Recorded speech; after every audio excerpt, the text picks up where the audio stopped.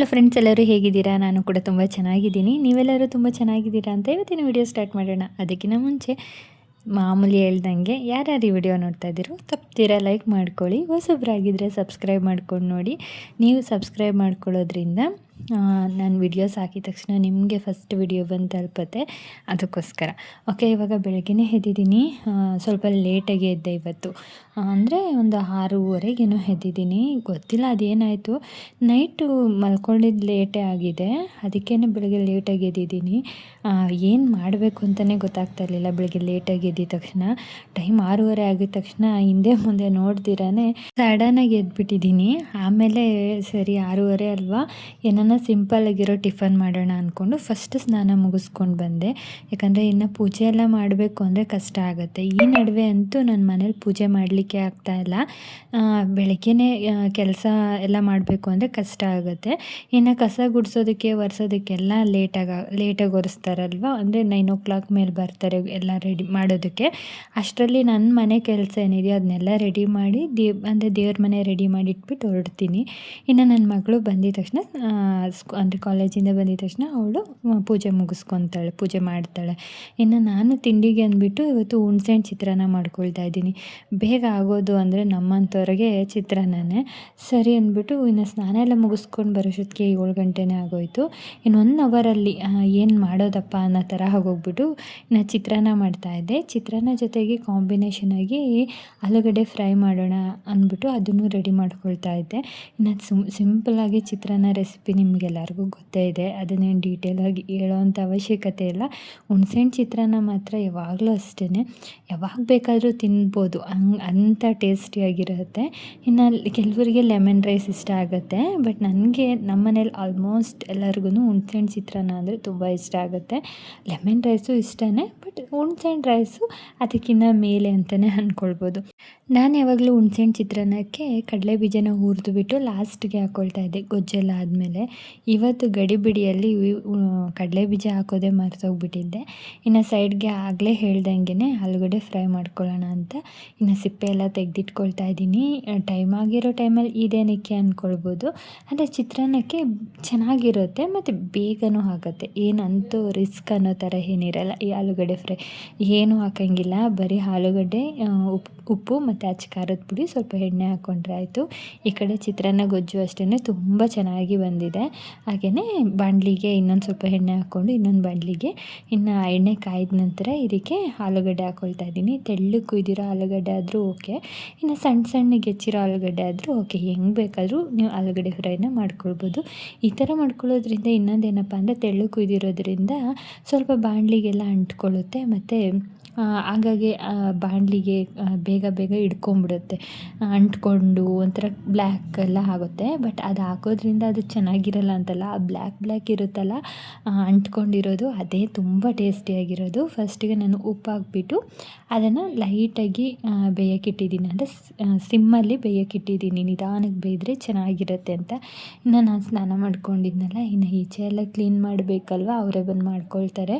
ಇನ್ನು ಈಚೆ ವಾತಾವರಣ ಅಂತ ಇವತ್ತು ತುಂಬ ಚೆನ್ನಾಗಿದೆ. ನೈಟ್ ಲೈಟಾಗಿ ಮಳೆ ಬಂದಂಗಿದೆ. ನೋಡಿದ್ರೆ ಸ್ವಲ್ಪ ಚಳಿ ಕೂಡ ಇದೆ. ಇನ್ನು ಬಟ್ಟೆ ಎಲ್ಲ ವಾಶ್ ಮಾಡೋದೆಲ್ಲ ಇತ್ತಲ್ಲ, ಅದನ್ನು ನಾನು ಮಾಡಲ್ಲ, ಅತ್ತೆ ಮಾಡ್ಕೊಳ್ತಾರೆ. ಇನ್ನು ಗಿಡಗಳಂತೂ ತುಂಬ ಚೆನ್ನಾಗಿ ಬರ್ತಾ ಇದೆ. ನಾನು ಇಲ್ಲಿ ಸ್ವಲ್ಪ ಸಿಂಪಲಾಗಿ ಗಿಡಗಳು ಇಟ್ಕೊಂಡಿದ್ದೀನಿ, ಯಾಕಂದರೆ ನಾನು ಶಾಪ್ಗೆ ಹೋಗೋದ್ರಿಂದ ಗಿಡಗಳ್ನೆಲ್ಲ ಮೇಂಟೈನ್ ಮಾಡೋದು ತುಂಬ ಕಷ್ಟ ಆಗುತ್ತೆ ಅಂತ. ಇನ್ನು ಇವತ್ತು ವಾರ ಆಗಿರೋದ್ರಿಂದ ಸ್ವಲ್ಪ ತುಂಬ ದಿನವೇ ಆಗಿತ್ತು. ದೇವ್ರ ಸಾಮಾನೆಲ್ಲ ತೊಳೆದು ಅದಕ್ಕೋಸ್ಕರ ದೇವ್ರ ಸಾಮಾನು ತೊಳ್ಕೊಂಬಿಡೋಣ ಅಂತ ಅದನ್ನು ತೊಳ್ಕೊಳ್ತಾ ಇದ್ದೀನಿ. ಇನ್ನು 7 ಗಂಟೆಗೆ ಸ್ಟಾರ್ಟ್ ಮಾಡಿರೋದಕ್ಕೆ ನಾನು ತಿಂಡಿ 7:30ಗೆ ಮುಗೀತು. ಇನ್ನೂ ಒಂದು 1/2 ಅವರ್ ಟೈಮ್ ಇದೆ ಅಲ್ವಾ, ಅಷ್ಟರಲ್ಲಿ ದೇವ್ರ ಮನೆ ರೆಡಿ ಮಾಡ್ಕೊಂಬಿಡೋಣ ಅಂತ. ಇನ್ನು ಆವಾಗವಾಗ ಆಲೂಗಡ್ಡೆನ ಮಿಕ್ಸ್ ಮಾಡ್ತಾ ಇದ್ದರೆ ಚೆನ್ನಾಗಿರುತ್ತೆ. ಈಗ ಚಿತ್ರಾನ್ನ ಗೊಜ್ಜು ನಾನು ಸ್ವಲ್ಪ ಜಾಸ್ತಿನೇ ಮಾಡ್ಕೊಳ್ತೀನಿ ಯಾವಾಗಾದ್ರೂ, ಯಾಕಂದರೆ ಯಾವಾಗನ ತಿನ್ನಬೇಕು ಅನಿಸಿದ್ರೆ ಟಕ್ ಅಂತ ಕಲಿಸ್ಕೊಂಡು ತಿನ್ಕೊಳ್ಬೋದು ಅಂದ್ಬಿಟ್ಟು. ಹಂಗಂದ್ಬಿಟ್ಟು ಸುಮಾರು ದಿನ ಇಡೋದಲ್ಲ, ಒಂದು 3-4 ಡೇಸನ್ನು ಇಟ್ಕೊಳ್ಬೋದು ಅಷ್ಟೇ ಆ ಗೊಜ್ಜು. ಇನ್ನು ಈ ಕಡೆ ಉಳಿದಿರೋ ಗೊಜ್ಜಿಗೆ ಸ್ವಲ್ಪ ಉಪ್ಪು ಹಾಕ್ಬಿಟ್ಟು ರೈಸ್ ಹಾಕಿ ಕಲಿಸ್ಕೊಳ್ತಾ ಇದ್ದೀನಿ. ಇದಕ್ಕೆ ಕೊತ್ತಂಬರಿ ಎಲ್ಲ ಆಲ್ರೆಡಿ ಹಾಕ್ಬಿಟ್ಟಿದ್ದೀನಿ. ನನಗೆ ಈ ಚಿತ್ರಾನ್ನಕ್ಕೆ ಕಾಯಿ ತುರಿ ಹಾಕಿದ್ರೆ ಸಿಕ್ಕಾಪಟ್ಟೆ ಇಷ್ಟ, ಬಟ್ ನಮ್ಮ ಮನೇಲಿ ಯಾರೂ ತಿನ್ನೋಲ್ಲ, ಅದಕ್ಕೋಸ್ಕರ ನಾನು ಕಾಯಿ ತುರಿನೇ ಯೂಸ್ ಮಾಡಲ್ಲ. ನಮ್ಮಮ್ಮ ಮನೇಲಂತೂ ಕಾಯಿ ತುರಿ ಎಲ್ಲ ಹಾಕಿ ಚೆನ್ನಾಗಿ ಮಾಡ್ತಾರೆ, ಅದು ಇನ್ನೂ ಟೇಸ್ಟಿಯಾಗಿರುತ್ತೆ. ಈಗ ಆಲೂಗಡ್ಡೆ ಚೆನ್ನಾಗಿ ಒಂದು 90% ಬೆಂದಿದ ನಂತರ ಇದಕ್ಕೆ ಅಚ್ಚ ಖಾರದ ಪುಡಿ ಹಾಕ್ಕೊಳ್ತಾ ಇದ್ದೀನಿ. ಇದನ್ನು ಹಾಕ್ಕೊಂಡು ಕ್ಲೀನಾಗಿ ಮಿಕ್ಸ್ ಮಾಡಿದ್ರೆ ಆಯಿತು. ಒಂದು 10-15 ನಿಮಿಷ ಬೇಯಿಸ್ಕೊಂಡ್ರೆ ಆಯಿತು. ತುಂಬ ಚೆನ್ನಾಗಾಗುತ್ತೆ. ಇದು ಒಂಥರ ಎಲ್ಲ ಮಿಕ್ಸ್ ಆಗೋಗಿದೆ ಅಂದ್ಕೊಬೋದು, ಬಟ್ ಆಗಿದ್ರೇ ತುಂಬ ಚೆನ್ನಾಗಿರುತ್ತೆ. ಇನ್ನು ಈ ಕಡೆ ಕಾಫಿ ಮಾಡ್ಕೊಳ್ತಾ ಇದ್ದೀನಿ. ಬೆಳಗ್ಗೆ ಎದ್ದೋಗಿಂದ ಏನೂ ಕುಡಿದೂ ಇಲ್ಲ, ಏನೂ ಇಲ್ಲ, ತಿಂದೂ ಇಲ್ಲ ಅಲ್ವಾ. ಅದಕ್ಕೆ ಈಗ ಎಲ್ಲರಿಗೂ ಕಾಫಿ ಕೊಡೋ ಟೈಮ್ಗೆ ನಾನು ಒಂದು ಸ್ವಲ್ಪ ಕುಡ್ಕೊಂಬಿಡೋಣ ಅಂದ್ಬಿಟ್ಟು ಬೇಗ ಬೇಗ ಕಾಫಿ ಮುಗಿಸ್ಕೊಂಡು ಇನ್ನು ಮಕ್ಕಳಿಗೆಲ್ಲ ತಿಂಡಿ ಹಾಕ್ಕೊಡ್ತಾಯಿದ್ದೀನಿ. ಪೊಟ್ಯಾಟೊ ಫ್ರೈ ಅಂತ ಸಿಕ್ಕಾಪಟ್ಟೆ ಚೆನ್ನಾಗಿ ಬಂದಿತ್ತು. ಇನ್ನು ಬಿಸಿ ಬಿಸಿ ಚಿತ್ರಾನ್ನ, ಬಿಸಿ ಬಿಸಿ ಆಲೂಗಡ್ಡೆ ಫ್ರೈ, ಬಿಸಿ ಬಿಸಿ ಕಾಫಿ ಈ ಚಳಿಗೆ ತಿಂತಾಯಿದ್ರೆ ಆಹಾ ಅದ್ಭುತ, ಅಷ್ಟು ಚೆನ್ನಾಗಿರುತ್ತೆ. ಇನ್ನು ದೇವ್ರ ಸಾಮಾನೆಲ್ಲ ತೊಳ್ಕೊಂಡು ನಂತರ ಇದನ್ನೆಲ್ಲ ಒರೆಸ್ಬಿಟ್ಟು ಹಾಗೆಯೇ ದೇವ್ರ ಮನೇಲಿ ಜೋಡಿಸ್ಕೊಂಡ್ಬಿಡ್ತೀನಿ. ಇಲ್ಲ ಅಂದರೆ ನನ್ನ ಮಗಳು ಪಾಪ ಮಾಡು ಅಂದರೆ ಅವಳಿಗೆ ಸ್ವಲ್ಪ ಕಸಿ ಬಿಸಿ ಆಗುತ್ತೆ. ಅಂದರೆ ಹೊಸ ಮನೆ ಅಲ್ವಾ, ಸ್ವಲ್ಪ ಅಡ್ಜಸ್ಟ್ ಆಗೋದು ಅವ್ರಿಗೂ ಕಷ್ಟನೇ. ಅದಕ್ಕೆ ನನಗೆ ಯಾವ ಥರ ಬೇಕೋ ಆ ಥರ ಜೋಡಿಸಿಟ್ಬಿಟ್ಟು ಇನ್ನೆಲ್ಲ ರೆಡಿ ಮಾಡಿಟ್ರೆ ಇನ್ನು ಹೂವು ಹಾಕ್ಬಿಟ್ಟು ಪೂಜೆ ಮಾಡ್ಕೊತಾಳೆ ಬಂದು. ಅದೊಂಥರ ಸ್ವಲ್ಪ ಸಮಾಧಾನ. ವಾರದ ದಿನ ಪೂಜೆ ಮಾಡಿಲ್ಲ ಅಂದ್ರೂ ಅವಳು ಮಾಡ್ತಾಳೆ ಅನ್ನೋ ಒಂದು ನೆಮ್ಮದಿ ಇರುತ್ತೆ. ಇನ್ನು ನಾನು ಅಂಗಡಿಗೆ ಹೋಗ್ಬಿಟ್ಟು ಬೆಳಗ್ಗೆನೇ ಪೂಜೆ ಮುಗಿಸ್ಕೊಳ್ತೀನಿ. ಅಲ್ಲೂ ಅಷ್ಟೇ ಎಲ್ಲ ಕ್ಲೀನ್ ಮಾಡಿಕೊಂಡು ಹಿಂದಿನ ದಿನವೇ ಆಲ್ಮೋಸ್ಟ್ ಅಂಗಡಿಯಲ್ಲಿ ಸ್ವಲ್ಪ ಧೂಳೆಲ್ಲ ತೆಗೆದುಬಿಟ್ಟು ಕ್ಲೀನ್ ಮಾಡಿಟ್ಟಿರ್ತೀನಿ. ದೇವ್ರ ಮನೆ ಅಂದರೆ ದೇವ್ರದ್ದು ದೀಪ ಇರುತ್ತಲ್ಲ ಅದನ್ನು ಅಷ್ಟೇ ತೊಳೆದೆಲ್ಲ ಇಟ್ಬಿಟ್ಟಿರ್ತೀನಿ. ಇನ್ನು ಇವಾಗ ಹೋಗ್ಬಿಟ್ಟು ಒಂದು ಸ್ವಲ್ಪ ಹೂವು ಹಾಕಿ ಇನ್ನೊಂದ್ಸಲಿ ಕಸ ಎಲ್ಲ ಗುಡಿಸ್ಕೊಂಡು ಇನ್ನು ದೀಪ ಹಚ್ಕೊಂಡ್ರೆ ಆಯಿತು. ಅಲ್ಲೂ ಅಂದರೆ ಎರಡೂ ಒಂದೇ ಅಲ್ವಾ, ನಮ್ಮದೇ ಅಲ್ವಾ, ಇಲ್ಲಿ ದೀಪ ಹಚ್ಚಿದ್ರು ಒಂದೇ, ಅಲ್ಲಿ ದೀಪ ಹಚ್ಚಿದ್ರು ಒಂದೇ ಅಂತ ಅಂದ್ಕೊಂಡು ಮಾಡ್ಕೊಳ್ತೀನಿ. ಇನ್ನು ಮನೇಲಿ ಹಚ್ಚಲೇಬೇಕು ಅನ್ನೋ ಕಾರಣಕ್ಕೆ ಮಗಳಿಗೆ ಹೇಳ್ತೀನಿ ಅಷ್ಟೇ. ಇನ್ನು ಬಾಕ್ಸ್ಗೆಲ್ಲ ಪ್ಯಾಕ್ ಮಾಡ್ಕೊಳ್ತಾ ಇದ್ದೀನಿ. ಸಿಕ್ಕಾಪಟ್ಟೆ ಇಷ್ಟ ಆಯ್ತಂತ ಹುಡುಗರಿಗೆ. ಅವರಂತೂ ಚಿತ್ರಾನ್ನ ಜೊತೆ ಈ ಥರ ಏನಾನ ಸೈಡ್ಸ್ ಕೊಟ್ಟರೆ ಸಿಕ್ಕಾಪಟ್ಟೆ ಇಷ್ಟಪಡ್ತಾರೆ. ಫಸ್ಟೆಲ್ಲ ಅಂದರೆ ಫ್ರೆಂಚ್ ಫ್ರೈ ಅದೆಲ್ಲ ಮಾಡಿ ಇಟ್ಬಿಡ್ತಾಯಿದ್ದೆ. ಇವಾಗ ಟೈಮ್ ಇಲ್ಲ, ನೋಡಬೇಕು ಯಾವಾಗನ ಸ್ವಲ್ಪ ಬೇಗ ಬಂದಿದ್ದಿನ ಏನಾನ ಸ್ನ್ಯಾಕ್ಸ್ ಮಾಡಿ ಇಡಬೇಕು. ಅಮ್ಮನೂ ಅಷ್ಟೇ ಏನಾನ ಕಳಿಸ್ತಾನೆ ಇರ್ತಾರೆ, ಅದು ಇದು ಅನ್ನೋದು ಎಲ್ಲ ಕಳಿಸ್ದಾಗ ನನಗೆ ಅಷ್ಟು ಮಾಡೋ ಇಂಟ್ರೆಸ್ಟೇ ಇಲ್ಲ ಈ ನಡುವೆ ಅಂದ್ಕೊಳ್ಬೋದು. ಇನ್ನು ದೇವ್ರ ಮನೆ ಎಲ್ಲ ರೆಡಿ ಮಾಡಿಟ್ಟಾಗಿದೆ. ಇನ್ನು ಮಂಚದ ಮೇಲಿರೋ ಕವರ್ಸ್ ಎಲ್ಲ ತೆಗಿತಾ ಇದ್ದೀನಿ. ಯಾಕಪ್ಪ ಅಂದರೆ ಇನ್ನು ವಾರಕ್ಕೆ ಒಂದು ಸಲ ನನಗೆ ಇದು ತೆಗೆದ್ರೆ ಸಮಾಧಾನ. ವಾರಕ್ಕೆ 1-2 ಸಲ ತೆಗಿತೀನಿ, ಸರಿ 1 ಸಲ ಅಲ್ಲ 2 ಸಲ ತೆಗಿತೀನಿ. ಇನ್ನು ಮಂಚದ ಮೇಲೆಲ್ಲ ಒಗೆದಿರೋದೆಲ್ಲ ಹಾಕಿ ಇದನ್ನೆಲ್ಲ ವಾಷಿಂಗ್ ಹಾಕ್ಬಿಟ್ರೆ ಆಯಿತು. ಇನ್ನು ಮಂಚದ ಕವರ್ ತೆಗೆದು ಹಾಕಿದ ದಿನವೇ ಮಂಚ ನೋಡೋದು ಚೆಂದ.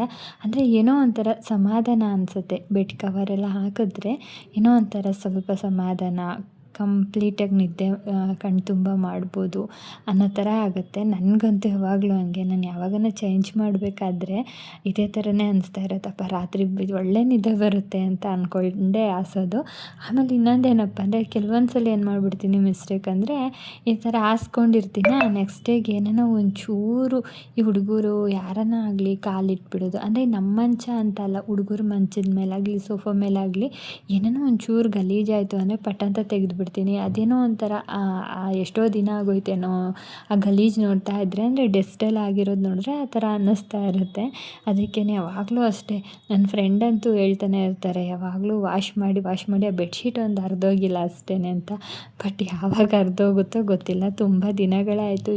ಈಗಂತೂ ಹೊಸ ಬೆಡ್ಶೀಟ್ಗಳು ತೊಗೊಳ್ಳೋದೇ ಕಮ್ಮಿ ಆಗೋಗ್ಬಿಟ್ಟಿದೆ. ಫಸ್ಟ್ ಅಂತೂ ಹಬ್ಬಕ್ಕೆ ತೊಗೊಳ್ತಾ ಇದ್ದೆ. ಈ ವರ್ಷ ಅಂತೂ ಹಬ್ಬಕ್ಕೇನು ಪರ್ಚೇಸಿಂಗ್ ಮಾಡಲ್ಲ, ಯಾಕಂದರೆ ಈ ವರ್ಷ ನಾನು ಹಬ್ಬನೇ ಮಾಡೋಂಗಿಲ್ಲ. ಅದಕ್ಕೋಸ್ಕರ ಇನ್ನು ವರಮಹಾಲಕ್ಷ್ಮಿ ಹಬ್ಬ ನಾನು ಮಾಡಲ್ಲ ಈ ವರ್ಷ.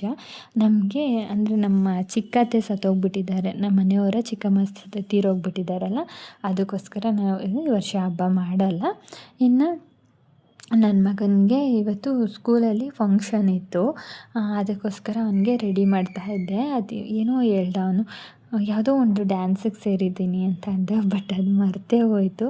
ಅದಕ್ಕೆ ಪಂಚೆ ಮತ್ತು ಈ ವಿಭೂತಿ ಎಲ್ಲ ಇಟ್ಕೊಂಡೋಗ್ಬೇಕು ಮನೆಯಿಂದನೇ ಅಂತ ಹೇಳಿರೋದು. ಬಟ್ ಅವನಿಗೆ ಪಂಚೆ ಸಿಗಲಿಲ್ಲ. ಅವನ ಹೈಟ್ಗೆ ಹುಡುಕಿ ನೈಟು 10:45-11 ಗಂಟೆಲೇನೋ ಸಿಕ್ಕಿದ್ದದು. ಲಗ್ಗೆರೆ ಫುಲ್ ಹುಡುಕ್ಬಿಟ್ಟಿದ್ದೀವಿ ನಮ್ಮ ಮನೆ ರೋಡೆಲ್ಲ. ಲಾಸ್ಟ್ಗೆ ಒಂದು ಅಂಗಡಿಯಲ್ಲಿ ಸಿಕ್ತು, ಸತ್ಯ ಸಮಾಧಾನ ಆಯಿತು ಸಿಕ್ಕಿದ್ದಕ್ಕೆ. ಇನ್ನು ಬೆಳಗ್ಗೆನೇ ಎದ್ದು ಕೇಳ್ತಾ ಇದ್ದ, ವಿಭೂತಿ ಎಲ್ಲ ನೀನೇ ಇಡು ಕ್ಲೀನಾಗಿ ಅಂತ.